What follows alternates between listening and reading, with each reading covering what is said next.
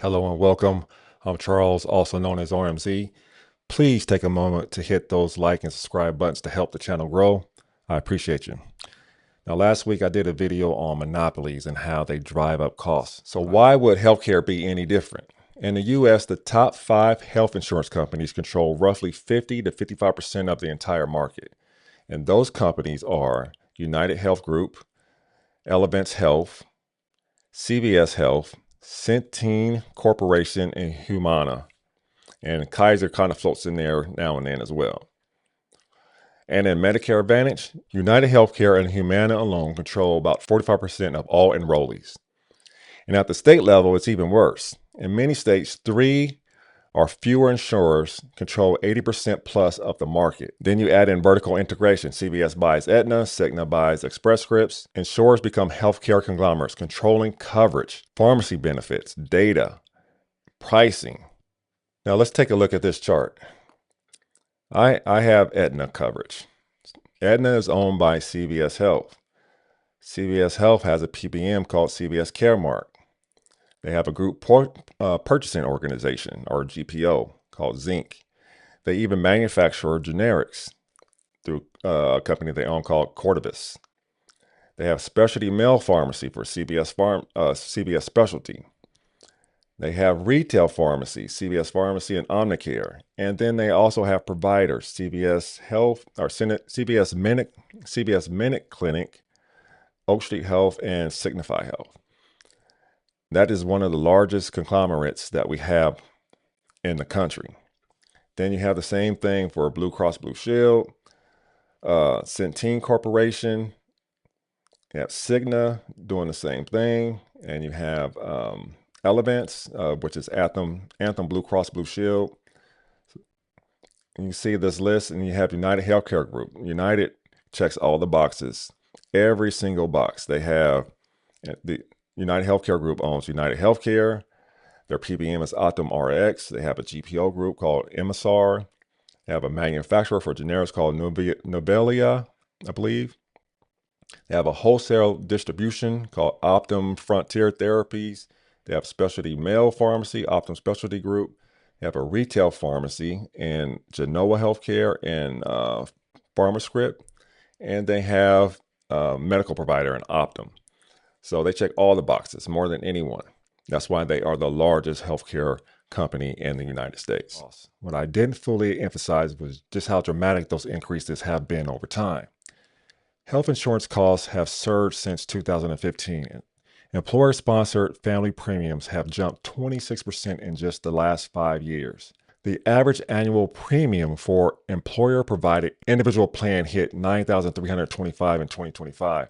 That's nearly $3,000 more than it was in 2016. For a family of 4, total annual healthcare costs were projected to reach $35,119 in 2025, and that's before factoring in policy changes. With the expiration of the enhanced subsidies from the American Rescue Plan Act of 2021, which temporarily expanded ACA marketplace assistance, subsidies are reverting to their original 2014 structure.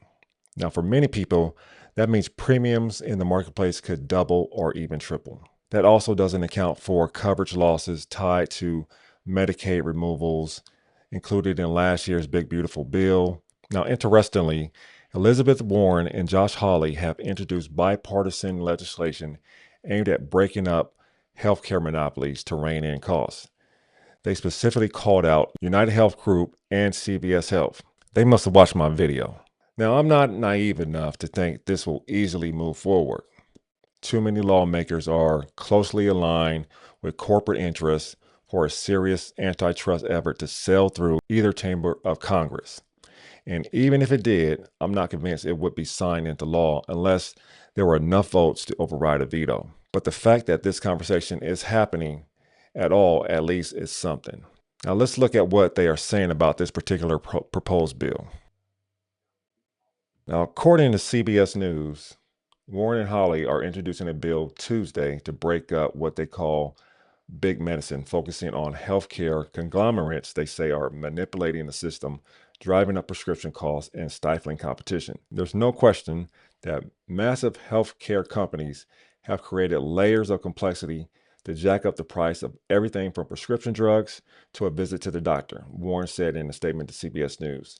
The only way to make healthcare more affordable is to break up these healthcare conglomerates. Our bill will be a monumental step towards ending the stranglehold that corporate giants have on our broken healthcare system. Americans are paying more and more for healthcare while the quality of care gets worse and worse, Hawley said in a statement to CBS News.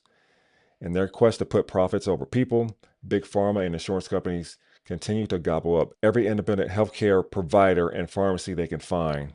Working Americans deserve better. The bill targets large health companies like UnitedHealth or CVS Health that own or control various parts of the healthcare supply chain, from the physician's office to the pharmacy benefit manager, known as a PBM, which serve as the middlemen between drug manufacturers and insurance companies. The legislation essentially says that a healthcare company cannot own both sides of a transaction.